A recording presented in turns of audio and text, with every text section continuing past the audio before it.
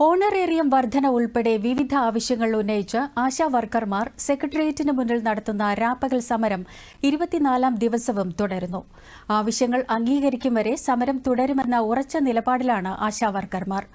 കോൺഗ്രസ് എംപിമാരും എംഎൽഎമാരും ആശാവർക്കർമാർക്ക് ഐക്യദാർഢ്യവുമായി സമരവേദിയിലെത്തി. വിഷയം പാർലമെന്റിൽ ശക്തമായി ഉന്നയിക്കുമെന്ന് എംപിമാർ പറഞ്ഞു. കാണുന്നുണ്ട്, വളരെ വലിയ രീതിയിലുള്ള അറ്റാക്കുകൾ നടക്കുന്നു. ഇവിടെ സമരം ചെയ്യുന്ന എന്റെ പ്രിയപ്പെട്ട ആശമാരെ, നിയമം അന്വേഷിച്ച് ആരോഗ്യരംഗത്ത് വിപ്ലവകരമായ മാറ്റങ്ങൾക്ക് തുടക്കം കുറിച്ച നടത്തുന്ന സമരം അന്യായമായ സമരമല്ല. 232 രൂപയ്ക്ക് വേതനം, 232 രൂപ വേതനം വാങ്ങിക്കൊണ്ട്, ഓണറേറിയം വാങ്ങിക്കൊണ്ട് അവർ 18 വർഷങ്ങൾക്ക് മുമ്പ് തുടക്കം കുറിച്ച പ്രവർത്തനം.